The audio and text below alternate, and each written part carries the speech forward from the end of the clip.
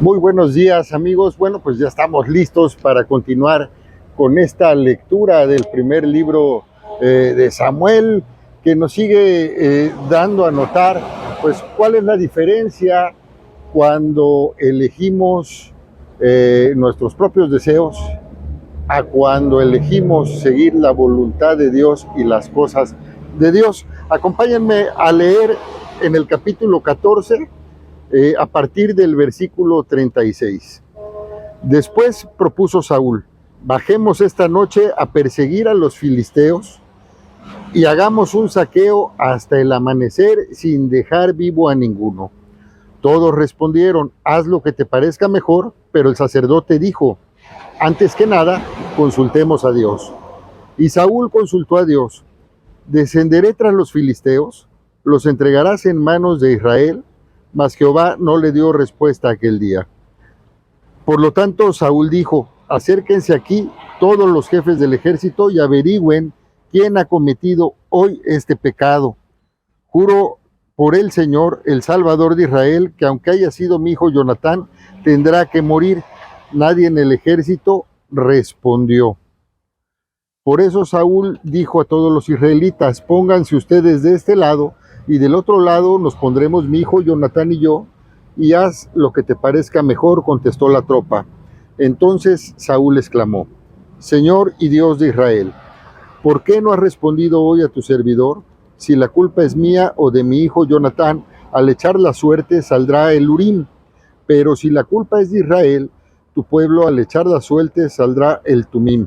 La suerte cayó sobre Jonatán y Saúl, y el pueblo quedó libre de culpa. Luego Saúl dijo: echen suertes entre mi hijo Jonatán y yo, y la suerte cayó sobre Jonatán. Por lo cual dijo Saúl a Jonatán: confiésame lo que has hecho. Jonatán confesó: realmente probé un poco de miel con la punta de la vara que llevaba en la mano, pero aquí estoy dispuesto a morir, dice la versión Dios habla hoy. En la Reina Valera dice: y he de morir, cuestionando pues esta decisión de su padre con cierta ironía, porque pues morir por probar un poco de miel, pues como que no es el gran pecado, ¿no? Como lo estaba suponiendo aquí Saúl. Saúl exclamó: que Dios me castigue con toda dureza si no mueres, Jonatán. Pero el pueblo respondió a Saúl: ¿cómo es posible que muera Jonatán? Se ha dado una gran victoria a Israel, nada de eso. Por vida del Señor, que no caerá al suelo ni un pelo de su cabeza, porque lo que ha hecho hoy lo ha hecho con la ayuda de Dios. De este modo el pueblo libró a Jonatán de morir. Saúl a su vez dejó de perseguir a los filisteos, los cuales regresaron a su territorio.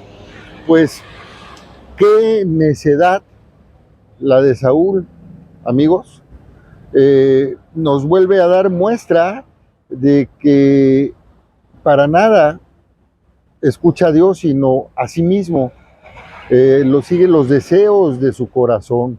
Recordemos en anteriores capítulos cómo él impuso un ayuno innecesario, pensando en su sed de venganza, en su propia venganza, y no en la voluntad de Dios ni en el bienestar de su pueblo. Les impuso a los israelitas un ayuno cuando pensaba enviarlos a la guerra, lo cual también pues por sí solo es ilógico, que hombres que van a ir a la guerra, hay que recordar que en ese entonces la lucha era cuerpo a cuerpo, no había las armas modernas de hoy, peleaban con hachas, con espadas, con lanzas, con palos, y requerían de gran fortaleza física. Entonces poner a los guerreros o a la gente que va a luchar, privarla de alimentación, pues es enviarla débil. Y en ese contexto es que Jonatán pues prueba un poco de miel, y es el pecado que hoy le acusa a Jonatán, pero Saúl. Pero además se ve la poca fe de Saúl, que ya la ha expresado en anteriores ocasiones dentro de este primer libro de Samuel, cómo no tuvo la fe para esperar a que llegara Samuel en aquella ocasión también contra los filisteos, en que se desesperó porque se estaban yendo los soldados y puso su fuerza sus esperanzas, su fe estaba puesta en el número de soldados y no en Dios. De la misma manera ahora él no encuentra una explicación para no recibir respuesta de Dios más que el pecado. ¿Y cuántas veces nos ha pasado, hermanos, que las cosas no salen como queremos o sucede algo inesperado? Y si somos demasiado religiosos, pues siempre estamos pensando en el pecado, en la culpa, en que es nuestra culpa y no siempre es así. En el caso de Saúl, en este caso, pues aún peor.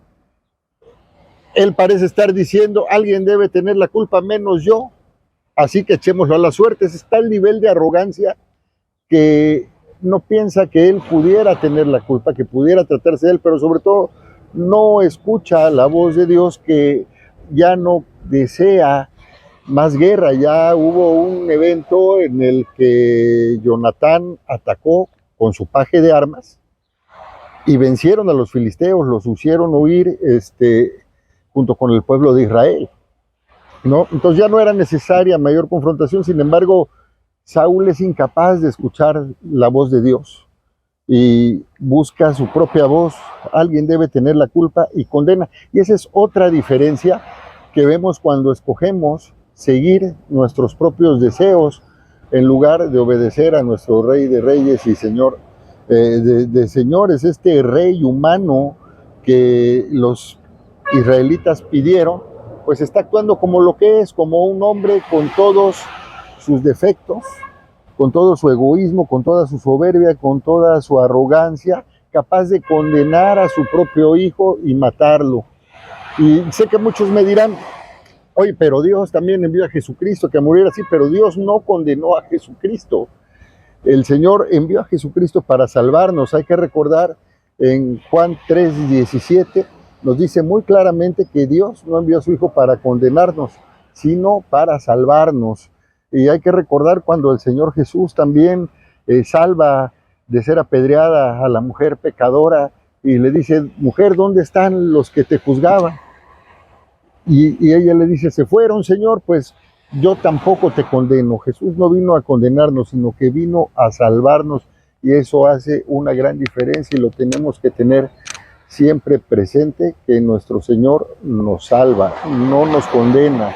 Él nos libra del pecado y por lo tanto somos libres.